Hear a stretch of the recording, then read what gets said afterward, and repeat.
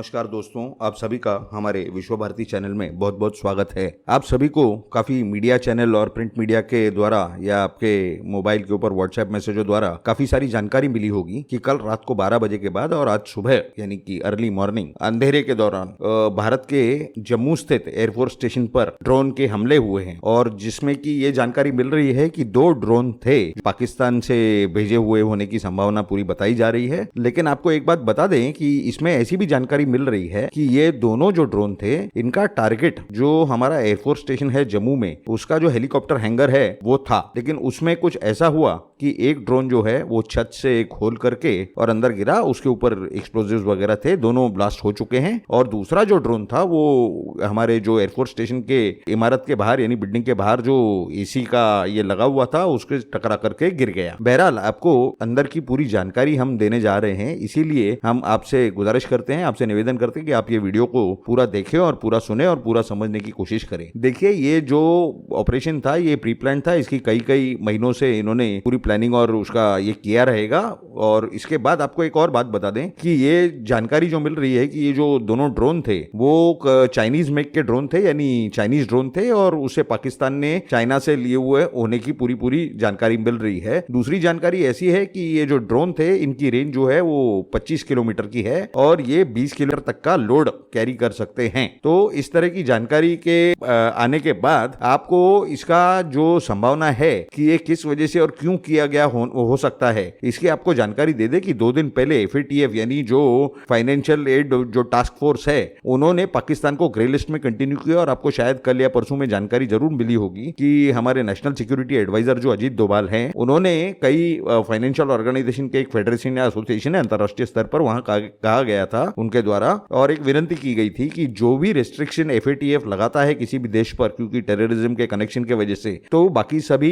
ये financial organisation ने उसी को मेंटेन करना चाहिए, उसी को इंप्लीमेंट करके और वो हिसाब से उस देश की तरफ जो है उन्होंने उस तरह का व्यवहार करना चाहिए। अगर उसमें लोन देने जैसा नहीं है, ऐसा देश अगर ग्रे लिस्ट में है तो उसे लोन नहीं देना चाहिए। तो ये एक पाकिस्तान को इससे बहुत बड़ा गुस्सा आया था। और दूसरी चीज आपको बता दें कि भारत के जम्मू और कश्मीर में जो कुछ दिन पहले प्रधानमंत्री नरेंद्र मोदी जी ने जो बैठक बुलाई थी जिसमें काफी सारे राजनीतिक नेता यानी ये कश्मीर जम्मू और कश्मीर की जो पार्टियां हैं PDP और नेशनल कॉन्फ्रेंस और बाकी कई पार्टियों के काफी सारे नेता वहां आए थे। तो उसमें जो उन्होंने बताया था कि वहां जम्मू और कश्मीर का डिलिमिटेशन किया जा रहा है, जो इतने 70 साल से हमारे भारत की जनता को चूना लगाया गया, वहां से जो हिंदू पंडितों को वहां से मारकर भगाया गया, उनके महिलाओं के साथ, उनके घर वालों के साथ में, महिलाओं के साथ में बदतमीजी की गई, कईयों का बलात्कार किया गया था। तो ऐसी हालात में जब ये जो सरकार है भारतीय जनता पार्टी की नरेंद्र मोदी के नेतृत्व में उन सभी कश्मीरी पंडितों को वहां पर दोबारा बसाने के जो प्रयास कर रही है, प्रयत्न कर रही है, तो इसके सब ये लोग खिलाफ होते हुए और सबसे बड़ी महत्व की बात यह है कि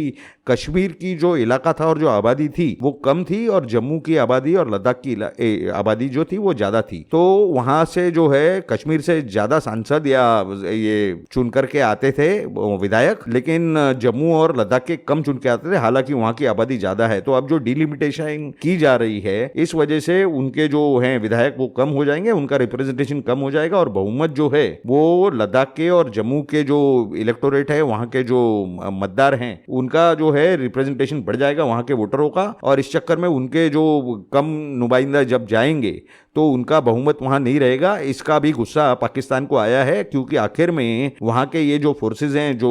जिहादी फोर्सेज को और टेररिज्म को सपोर्ट कर रहे थे भारत के अंदर जो पॉलिटिकल फोर्सेज थे जम्मू एंड कश्मीर में, तो उसका भी गुस्सा पाकिस्तान को भरपूर आया है। और इस वजह से भी उन्होंने ये गुस्से में आकर और वो कुन्नस, क्योंकि वो ज्यादा कुछ कर नहीं सकते थे। लेकिन आपको एक और इसके अंदर सबसे महत्व की बात बता दें कि ये कोई बहुत बड़ा सिक्योरिटी ब्रीच जो कहा जा रहा है जिस तरह से, उस तरह का नहीं है। क्योंकि जो लो फ्लाइंग एरियल व्हीकल्स होते हैं यानी कि जो कम हाइट पर उड़ करके अंदर आते हैं बॉर्डर में, तो रेडार में काफी बार वो पकड़ में नहीं आते हैं। अगर आपको याद होगा कि भारत के भी जो प्लेन हैं एयरफोर्स के वो पाकिस्तान में घुस करके जो काम करके आए थे, जो वहां पर बॉम्बार्डिंग इनके जो आतंकवादियों के जो ठिकानों पर, तो वो लो फ्लाइंग इसमें जाने के बाद में एक तो रात का समय, उसके बाद में रेडार में इसमें पकड़ में आना जाना मुश्किल, बहुत मुश्किल हो जाता है। जबकि लो फ्लाइंग एरियल व्हीकल कोई जाता है, मान लो वो हेलीकॉप्टर हो, अगर हेलीकॉप्टर या प्लेन हो तो उसका फिर भी आवाज होता है, ड्रोन का आवाज तो नहीं होता। इसके लिए ड्रोन जो है वो संभव है कि वो किसी इलाके में घुस जाए किसी दुश्मन देश के, तो वो संभव है। तो इन्होंने ये जो की है ये बहुत ही छोटे लेवल की और गलत हरकत है, और इससे ज्यादा ये कुछ कर भी नहीं सकते थे, क्योंकि अगर इनकी तरफ से कोई हेलीकॉप्टर भेजा जाता या एयरफोर्स का उनका कोई प्लेन आता तो उसकी आवाज होती और सब अलर्ट हो जाते। ड्रोन का कोई आवाज नहीं होता, इसके लिए वो घुसपैठ कर पाया, क्योंकि लो फ्लाइंग होते हुए यानी लेवल पर उड़ते हुए कम हाइट पर वो अंदर घुस पाया। अब इसमें मजे की बात यह है कि हालांकि इसमें किसी की जान माल का कोई नुकसान नहीं हुआ है, लेकिन एयरफोर्स पर एक तरह से अटैक, यानी ये बहुत गंभीर बात मानी जानी चाहिए और मानी जा रही है, और इसका भी जो है हिसाब होगा। ऐसी कोई बात नहीं है कि भारत उन्हें कहीं भी छोड़ेगा, उन्हें कदम कदम पर जो, क्योंकि वो दुश्मन देश है और जिस तरह की आतंकवादी गतिविधियां वो 1947 से करता हुआ आ रहा है, उस वजह से उन्हें किसी भी हालत में बख्शा नहीं जाएगा। ये हमें पूरी पूरी खातरी है। हमें पूरा विश्वास है कि भारत के प्रधानमंत्री नरेंद्र मोदी जी और उनकी जो सरकार वहां पर केंद्र में सत्ता में बैठी है, वो इस बारे में पूरी पूरी सही जो है गंभीर से विचार करके और इसका बदला और जरूर लेंगे पाकिस्तान से, और उन्हें सही सही उन्हें सबक सिखाया जाएगा। आप सभी ने हमारे इस वीडियो को पूरा देखा और पूरा सुना और समझने की कोशिश की, इसलिए आप सभी का बहुत बहुत धन्यवाद। सबके आभारी हैं हम। भारत माता की जय। जय हिंद।